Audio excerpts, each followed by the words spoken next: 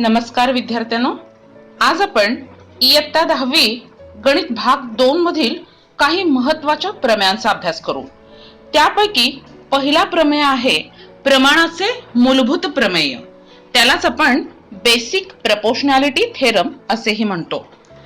काय म्हणते हे प्रमेयामध्ये, तर कोणताही त्रिकोण असू दे, कोणत्याही त्रिकोणामध्ये जर एखादी रेख एखाद्या बाजूला समांतर असेल, एखादी रेख इथे डी बी सी ला कशी आहे, समांतर आहे, अशी जर असेल आणि ती रेख इतर दोन बाजूंना दोन भिन्न बिंदूत जर छेदत असेल, या ठिकाणी रेख डीई ही बाजू AB ला डी या बिंदूत छेदलेली आहे आणि बाजू AC ला E या बिंदूत छेदलेली आहे, असं जर असेल म्हणजे एका बाजूला समांतर आहे आणि इतर दोन बाजूंना दोन भिन्न बिंदूत जर छेदत असेल, तर ती रेषा त्या इतर दोन बाजूंना प्रमाणात विभागते।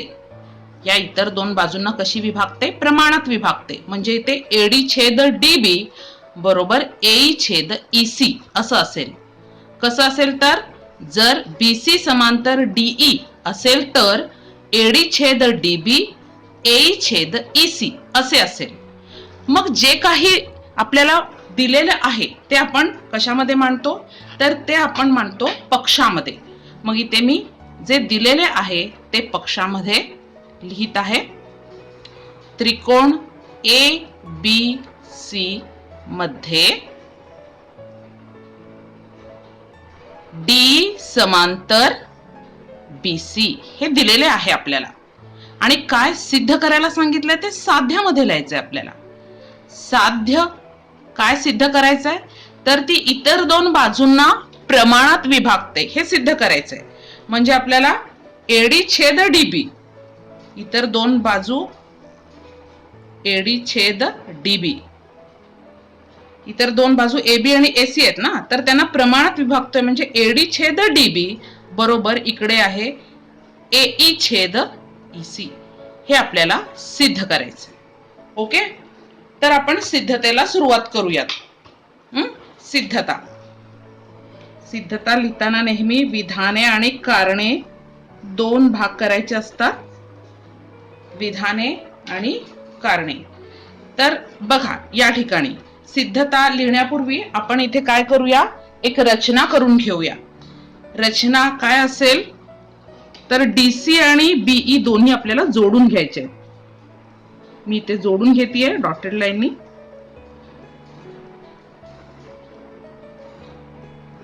ठीक आहे, तर इथे मी जोडून घेतलेली आहे। आता सिद्धता करूयात आपण। बघा, इथे तुम्हाला दोन त्रिकोण दिसतात, ADE आणि त्रिकोण BDE दिसतात का? हे दोन त्रिकोण, त्रिकोण ADE व त्रिकोण BDE मध्ये E जो आहे तो सामायिक शिरोबिंदू असलेले हे दोन त्रिकोण आहेत। म्हणून त्यांची जी काही उंची असेल, ही जी आहे DE, याला आपण उंची म्हणूयात। इथे उंची जी आहे ती समान आहे, सामायिक आहे। ही बाजू सामायिक असल्यामुळे, उंची सामायिक असल्यामुळे त्यांच्या त्रिकोणांचे क्षेत्रफळांचे गुणोत्तर जे आहे त्यांच्या संगत पायाच्या प्रमाणात असतात। म्हणजे ADE चा पाया AD आणि BDE चा पाया DB। ठीक आहे, म्हणजे इथे मी असे लिहीन, एरिया ऑफ त्रिकोण ADE छेद एरिया ऑफ त्रिकोण BDE बरोबर AD छेद BD। BD म्हणा किंवा DB म्हणा, अर्थ एकच। ह्याला विधान क्रमांक 1 असं म्हणूया। आणि कारण काय म्हणूया त्याला, समान उंचीचे त्रिकोण। समान उंचीचे त्रिकोण, समान उंचीच्या त्रिकोणाचे क्षेत्रफळांचे गुणोत्तर, समान उंची जी असते त्या त्रिकोणांच्या क्षेत्रफळांचे गुणोत्तर हे त्यांच्या संगत पायाच्या प्रमाणात असते। आता पुढे जसं इकडे गेलो, आता इकडे त्रिकोण ADE आणि त्रिकोण CDE मध्ये त्याचप्रमाणे आता एरिया ऑफ त्रिकोण ADE छेद एरिया ऑफ त्रिकोण CDE बरोबर हे दोन्ही त्रिकोण ADE CDE यांचाही सामायिक शिरोबिंदू आहे. डी हा सामायिक शिरोबिंदूतून तयार झालेले त्रिकोण, त्यांची उंची समान आहे DE, म्हणून ते संगत पायाच्या प्रमाणात असतील. म्हणजे AE छेद EC असेल. इथे पाया कोण आहेत? AE छेद EC. विधान क्रमांक 2, कारण तेच असेल समान उंचीचे दोन त्रिकोण. समान उंचीच्या दोन त्रिकोणांच्या क्षेत्रफळांची गुणोत्तरे हे त्यांच्या संगत पायाच्या प्रमाणात असतात. आता तिसरं बघा, पुढे काय लिहिते. आपल्याला माहितीये रेख DE समांतर BC आहे. कुणी सांगितलं? हे पक्षामध्ये सांगितलंय. हे दोन समांतर रेषा आहेत. या दोन समांतर रेषामध्ये दोन त्रिकोण आहेत बघा.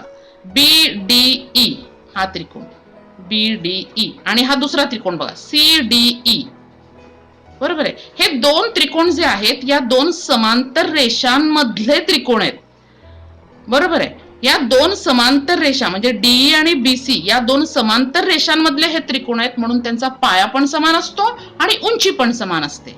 म्हणून इथे आपण लिहूया एरिया ऑफ त्रिकोण BDE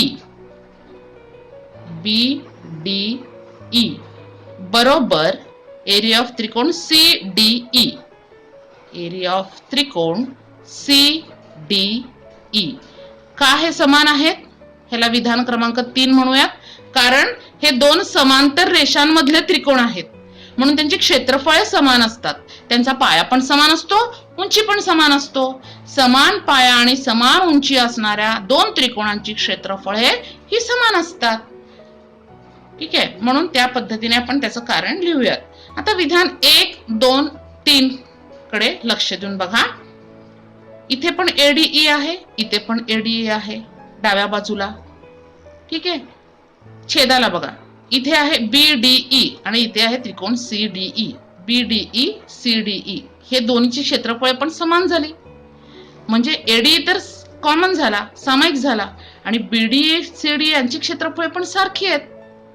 म्हणजेच याच्यावरून विधान 1 आणि 2 ची डावी बाजू जी आहे ती समान आहे.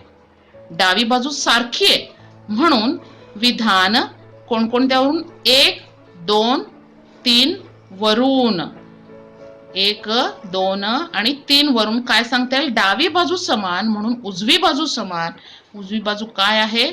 AD छेद BD बरोबर AE छेद EC. तेच आपलं साध्य आहे पहा. ठीक आहे. तेच आपलं साध्य आहे.